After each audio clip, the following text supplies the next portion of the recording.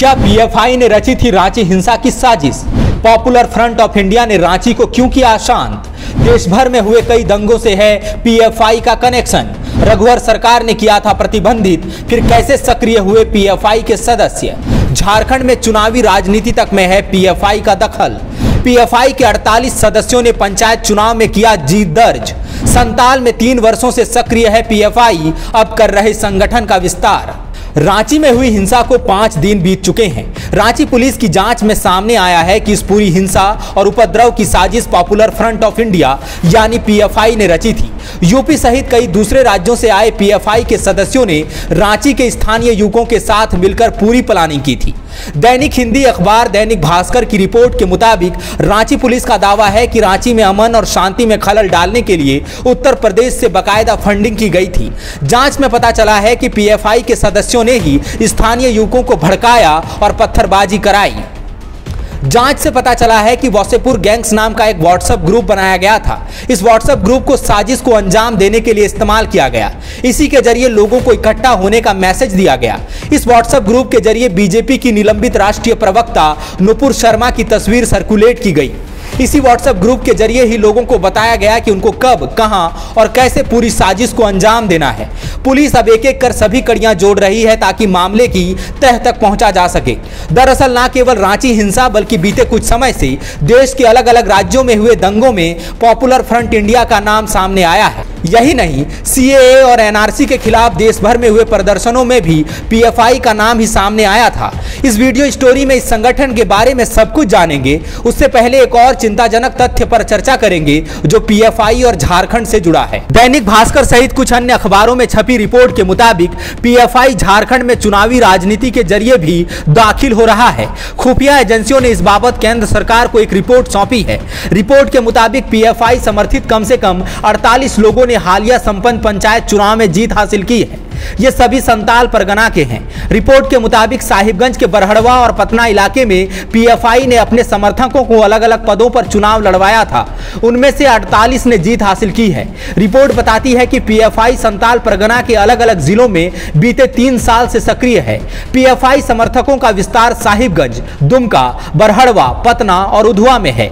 PFI Jamtara और गोड्डा जैसे जिलों में भी विस्तार की फिराक में है। इन जिलों में भी पंचायत चुनाव में पीएफआई ने अपने समर्थकों को चुनावी मैदान में उतारा था, लेकिन उतनी कामयाबी नहीं मिली।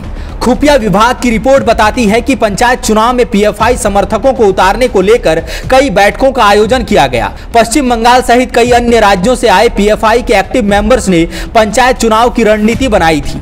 बैठकों में उग्रवादी संगठनों के भी हिस्सा लेने की खबर है। कहा जाता है कि पश्चिम बंगाल के मुर्शिदाबाद जिले में पीएफआई काफी मजबूत स्थिति में है। वहां से झारखंड में संगठन का विस्तार हो रहा है जो सुरक्षा के लिहाज से खतरनाक है। पॉपुलर फ्रंट ऑफ इंडिया यानी पीएफआई झारखंड में भी प्रतिबंधित है। सबसे पहले 21 फरवरी 2018 को झारखंड में इस संगठन पर बैन लगाया गया। संगठन के सदस्य इस फैसले के खिलाफ हाईकोर्ट चले गए।